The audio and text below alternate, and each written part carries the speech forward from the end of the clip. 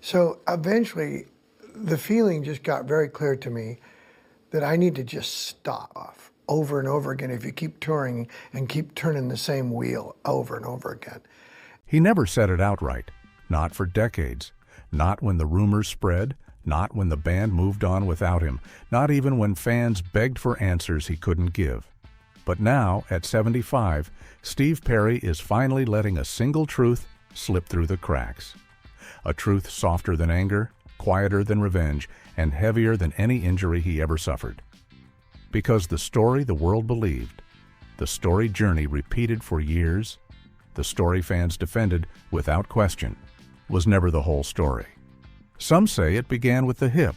Some say it began with fame. Whispers even suggest the band just got tired of waiting. But if you listen carefully to what Perry reveals today, you discover something else. A fracture that began long before the pain, long before the surgery, long before the headlines claimed he walked away. This wasn't about his body. This wasn't about his health. This wasn't about a single decision. It was about a man who felt the ground shifting beneath him while the world believed everything was fine. And if you look back, really look back, you can see the moment it happened. It wasn't dramatic. It wasn't loud. It wasn't even visible to the millions who adored him. It was in the silence between rehearsals, in the glances that didn't last as long as they used to. In the studio nights when Perry's voice filled the room, but the room no longer belonged to him. There were meetings without him, plans made around him, decisions that assumed he would say yes, and relief when he finally said no. Somewhere along the way, the band that once depended on him began preparing to live without him.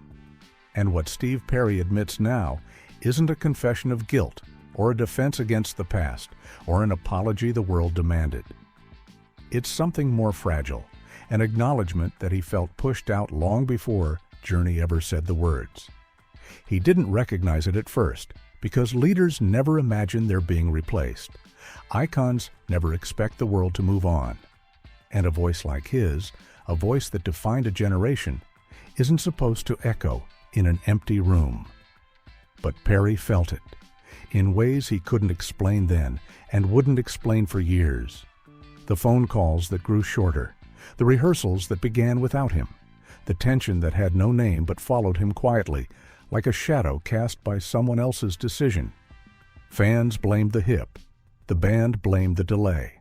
But the real story, the one Perry finally hints at now, began long before the X-rays, long before the doctor's warnings, long before the hike that changed everything. It began the moment Steve Perry realized that Journey wasn't waiting for him to get better. They were waiting for him to be gone. And after all these years, he's ready to tell the part he always protected. The part no press release ever mentioned, the part the band never admitted, the part fans never imagined. He felt fired long before anyone said a word. And now, at 75, he's finally ready to explain why. The tension didn't arrive all at once. It never does. It seeps in quietly. First as a whisper, then as a pause, then as a distance no one acknowledges, but everyone feels. In Journey's world, that distance began behind closed doors. Some say it started in the studio on nights when the lights were dim and Perry's voice was still the center of everything. But even then, in those late hours when a chorus could save a life, there were signs, subtle, silent, impossible to unsee once you know where to look.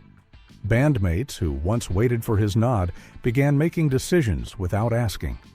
Producers who once deferred to Perry started rehearsing parts before he arrived. And management, always in the shadows, pushed for timelines that didn't leave room for hesitation, emotion, or grief. The pressure was disguised as progress, the impatience as professionalism, the distance as survival. But Perry felt something else, a quiet shift in loyalty he couldn't name. After the tour ended, conversations grew shorter, texts unanswered, calls returned by assistants instead of friends, meetings scheduled without his availability in mind, as if the frontman had become an optional presence. And yet, publicly, everything looked perfect. Fans saw unity. Critics praised chemistry. The band smiled for cameras with the same practiced warmth as always. But backstage, in those narrow hallways that held every argument and every apology they never made, the cracks were widening. Some insiders whispered about creative tension. Nothing explosive, nothing dramatic, just that slow, grinding resistance that happens when a band begins wanting different futures. Others suggested the label wanted a more predictable schedule, a faster pace, a frontman who didn't pause to breathe between the pressure and the expectations. And a few, speaking only in quiet conversations and guarded speculation, hinted that the band resented having to wait for Perry's heart to heal from losses no one truly understood, because grief is a language not everyone can recognize. And Perry's grief, for family he lost, for relationships that slipped away, for the exhaustion of carrying a band on his shoulders, made him move slower, think deeper, and step back when the world demanded he push forward. Journey wanted momentum. Perry wanted meaning. And that difference, small at first, became a silent war. There were nights in the studio when Perry would deliver a vocal so raw the room felt sacred. But instead of the familiar silence that meant everyone was stunned, he heard shuffling, papers moving, chairs adjusting, a sense that people were ready to move on to the next track before the last note had even faded. He felt invisible during the moments he used to own. He felt replaceable in a band he helped define. And the truth Perry admits now, in the softest way possible, is that the band's frustration didn't begin when he was injured. It didn't begin on that hike. It didn't begin with the diagnosis. It began when they believed his heart wasn't in it anymore. But what they never understood was that Perry wasn't drifting away. He was being pushed, politely, quietly, strategically, until the space he once occupied was already filled by the expectation of someone else. The fracture wasn't a moment.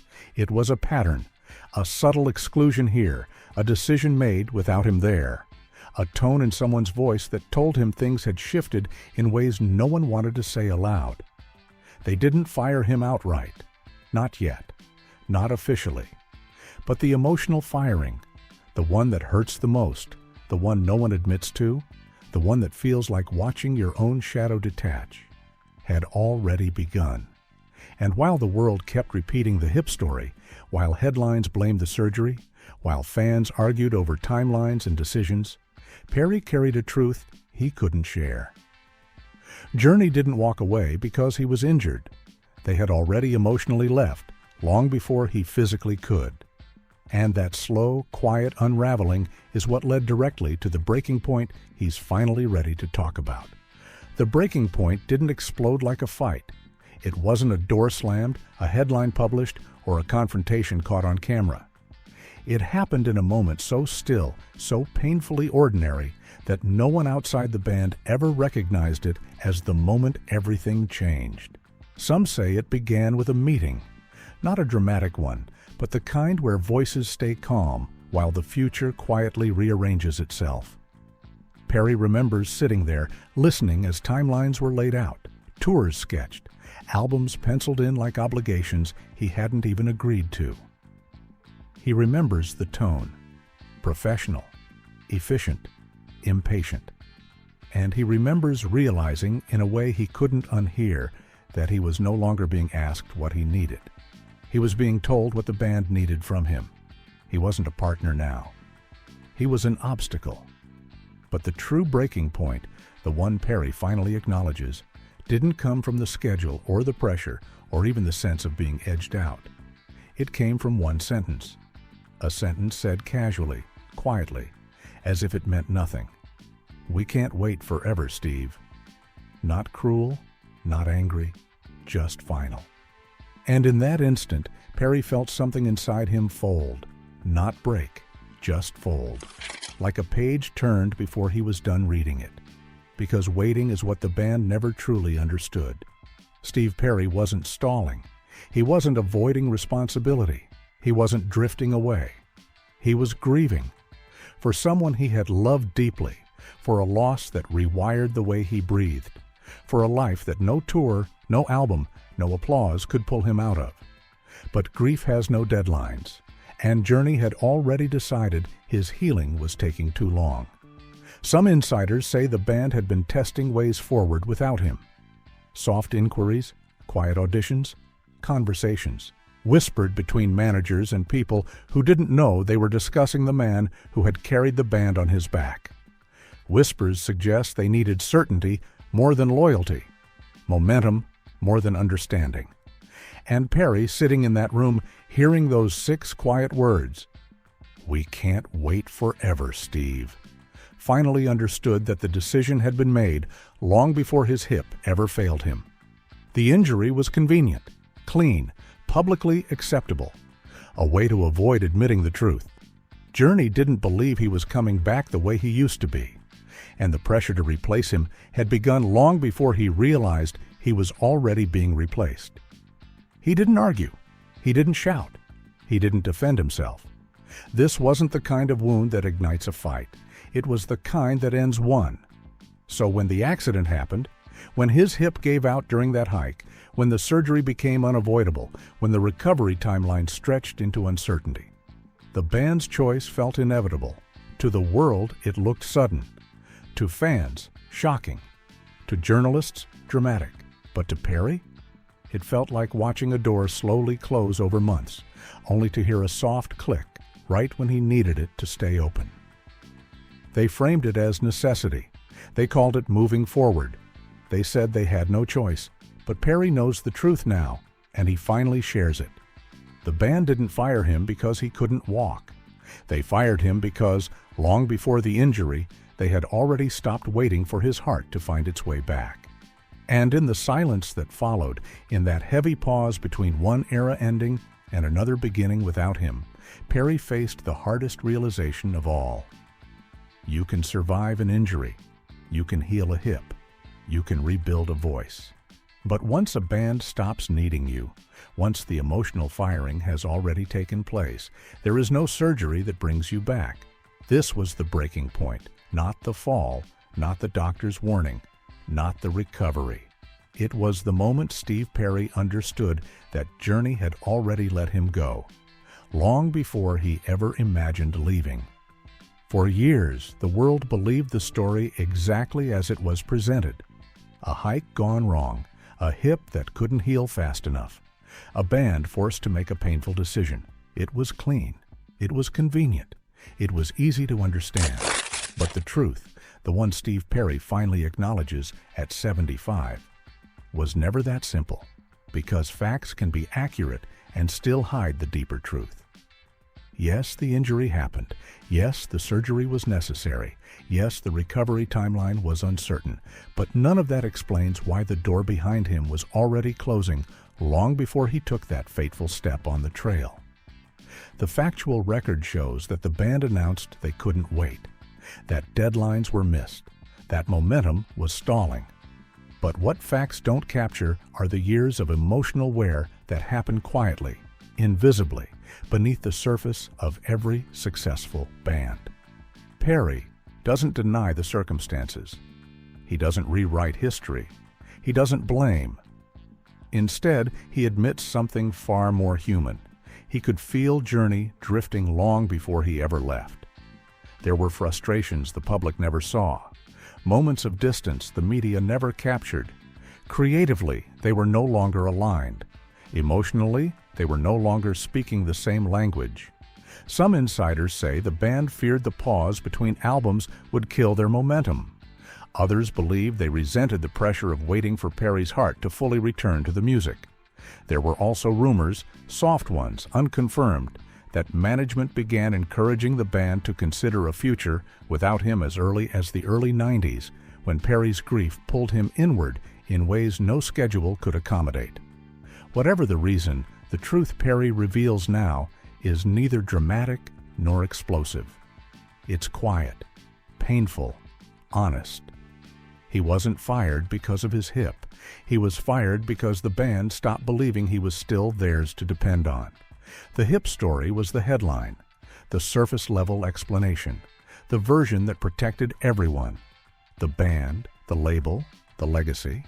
But the emotional truth he finally shares is that the fracture began long before the fall, in moments too small to document, too subtle to record, too personal to explain, until enough time had passed for the wound to soften into understanding. Perry says it without bitterness, without accusation, without rewriting the past.